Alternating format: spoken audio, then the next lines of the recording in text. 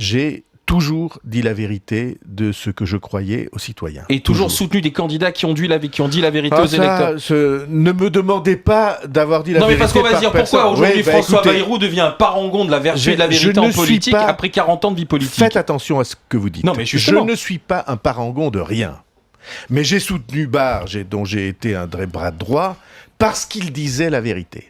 Et il a perdu. Et alors, dire la vérité, qu'est-ce que ça peut faire? Peut-on dire la vérité et obtenir le le pouvoir? gouvernement d'Alain Juppé quand il a essayé de réformer les retraites des régimes spéciaux. Et il a reculé. Et alors, les combats, c'est pas parce que y a 20 cordées qui échouent à monter au sommet de l'Himalaya que vous arrêtez d'essayer alors que vous considérez que c'est important et utile.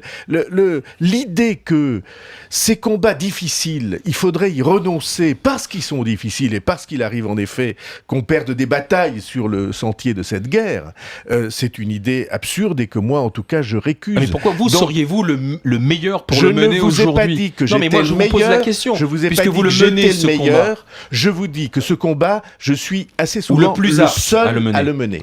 Mais est-ce que les Français... Par exemple, je me suis battu tout seul contre la privatisation des autoroutes.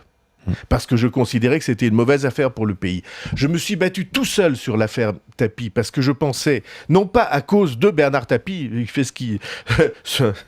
il y a toujours eu des gens qui faisaient des affaires, mais parce que il n'est pas normal qu'au cœur de l'État soit organisée une entreprise qui en revient à donner 400 millions d'euros à une personne privée, au contraire des principes de la loi.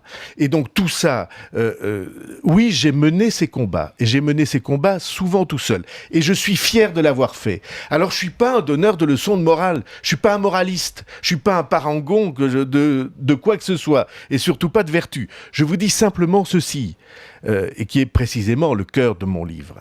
Au XXIe siècle, lorsqu'il s'agit de faire des réformes, vous ne pouvez conduire ces réformes que si elles étaient dans le contrat que vous passez avec le peuple.